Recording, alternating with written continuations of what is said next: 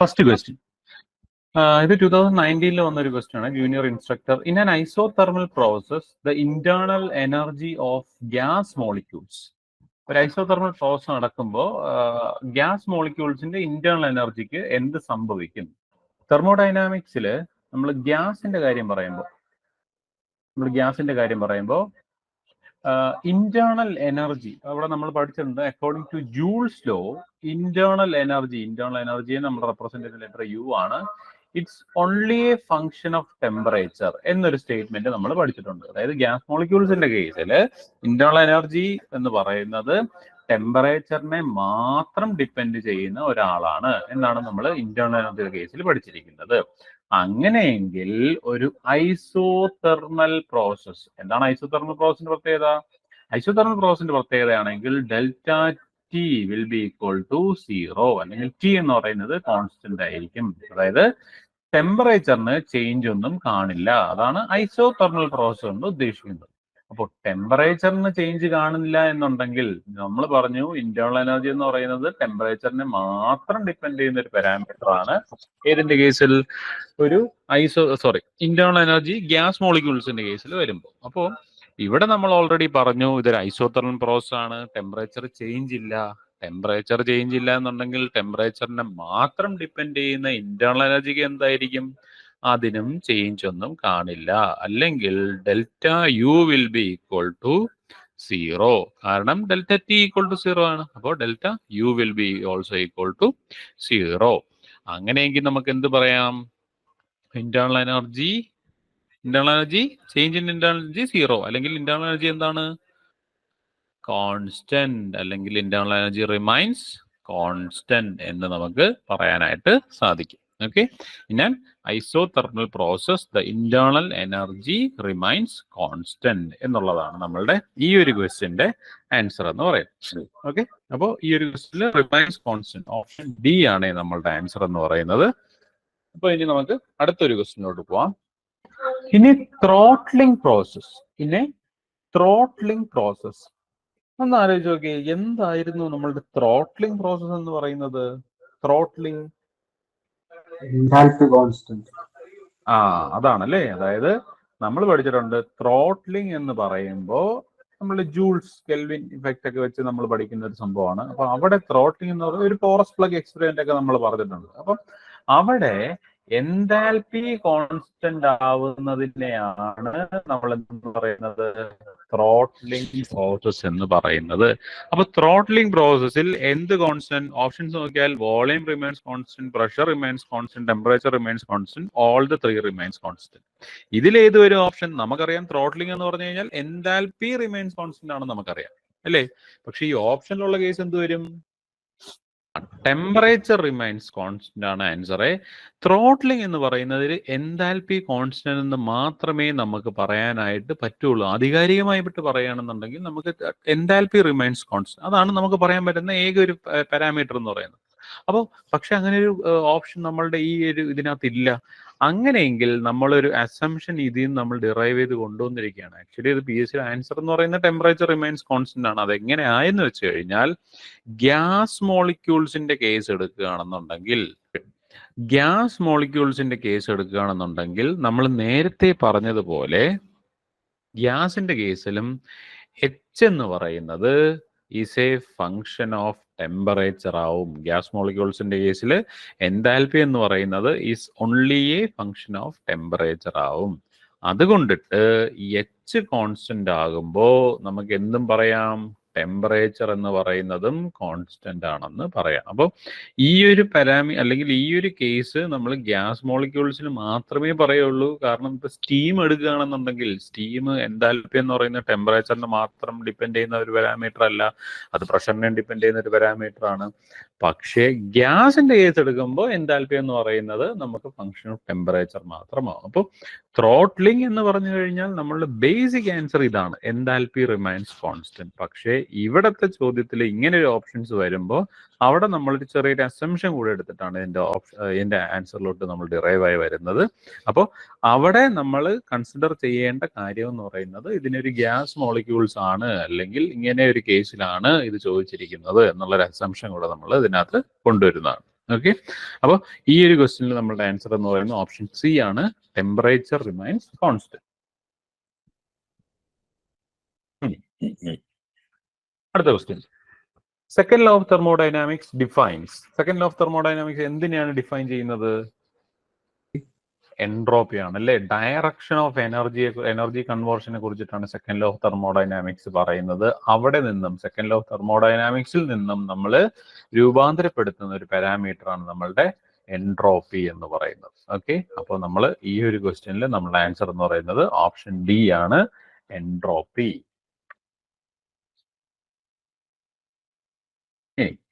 And isentropic process is always, isentropic process എന്ന് പറയുന്നത് always, options നോക്കിയാൽ reversible and adiabatic, frictionless and irreversible, reversible and isothermal, irreversible and adiabatic. എന്താണ് isentropic process? നമ്മൾ എപ്പോഴാണ് ഒരു isentropic എന്ന് പറയുന്നത്?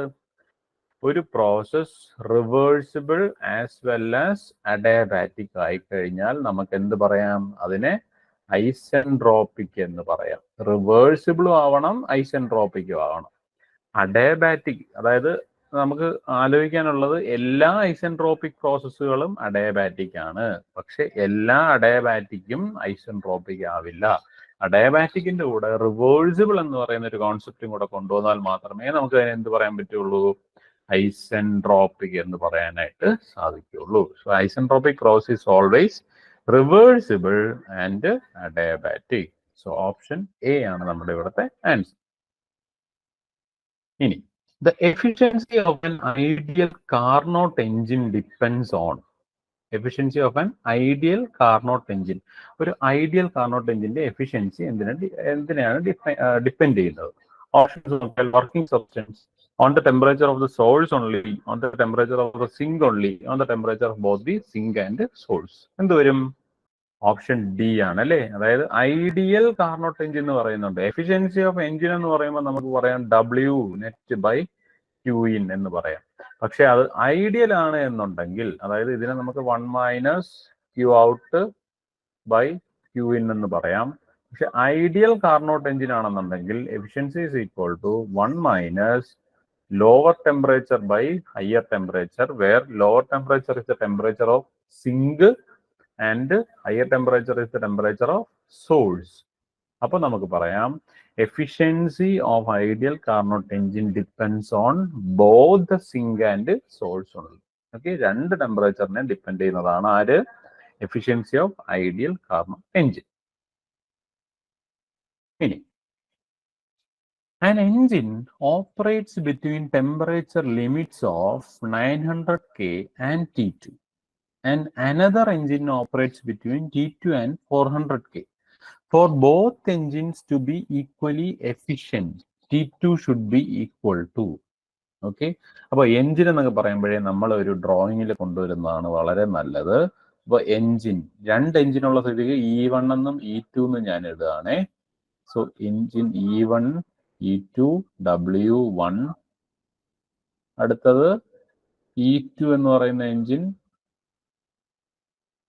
ഇയാൾ റിസീവ് ചെയ്യുന്ന എനർജിയുടെ ടെമ്പറേച്ചർ T1, റിജക്ട് ചെയ്യുന്ന എനർജിയുടെ ടെമ്പറേച്ചർ T2. ഇവിടത്തത് ഓക്കെ തന്നിട്ടുണ്ട്. An engine operates between temperature limits of 900K and T2. അപ്പോൾ T1 എന്ന് പറയുന്നത് 900K and T2 എന്നേ പറഞ്ഞിട്ടുള്ളൂ, T2 തന്നിട്ടില്ല. And another engine operates between T2, again ഇവിടെ T2 ആൻഡ് 400K. അപ്പോൾ ഇവിടുത്തെ ടെമ്പറേച്ചർ 400 Kelvin, ഇവിടുത്തെ വർക്ക് W2 എന്തോ ആണ്. For both engines to be equally efficient അല്ലെ. ഈക്വലി എഫിഷ്യന്റ് ആണെങ്കിൽ ടെമ്പറേച്ചർ T2 എന്തായിരിക്കണം? അപ്പോൾ efficiency η1 equal to η2. Efficiency equation നമ്മൾ എഴുതുകയാണെന്നുണ്ടെങ്കിൽ 1 minus lower temperature by higher temperature, ഇവിടെയും 1 മൈനസ് ലോവർ ബൈ ഹയർ. 1ന്റെ ഇത് 1, ഇത് 2. 1ന്റെ ലോവർ ടെമ്പറേച്ചർ എന്ന് പറയുന്നത് T2 ആണ്, higher temperature 900 Kelvin.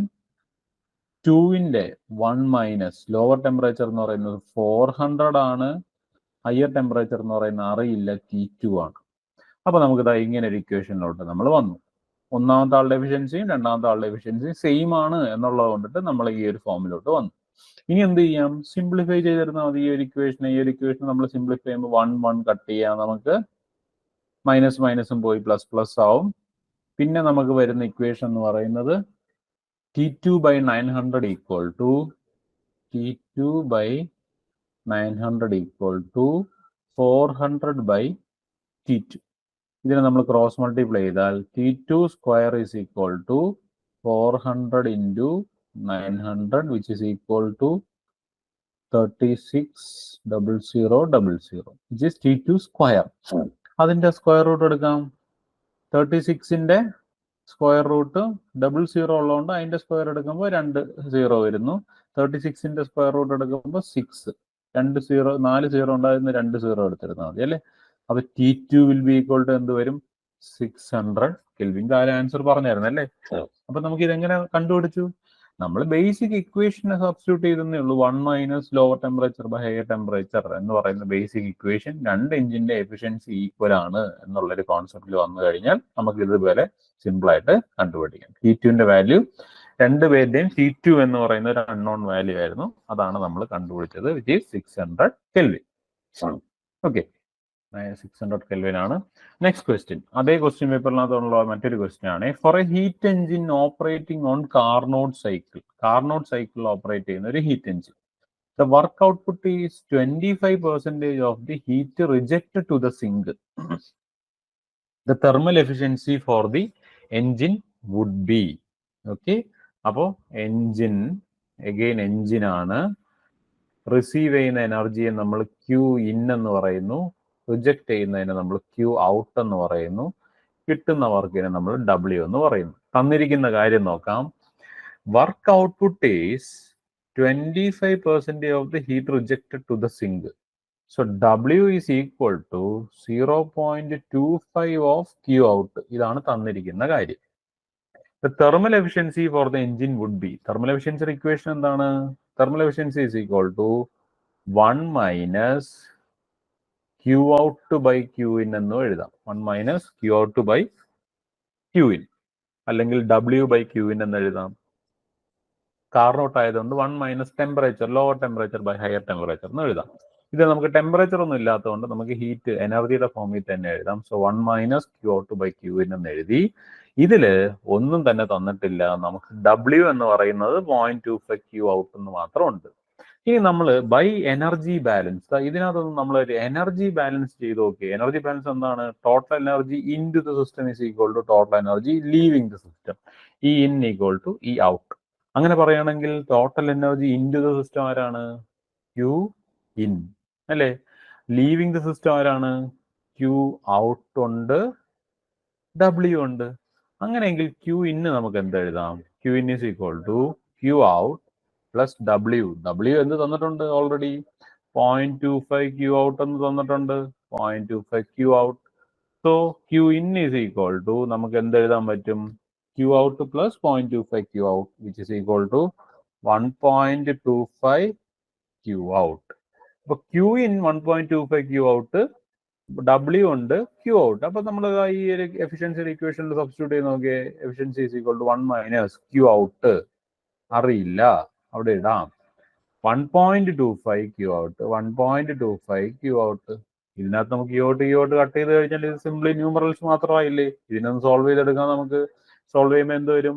1.25 minus 1 divide by 1.25 which is equal to 0.25 divided by 1.25 or 1 by 5 which is equal to 0.2 or 20%. അപ്പൊ efficiency of engine നമുക്ക് എന്ത് കിട്ടി?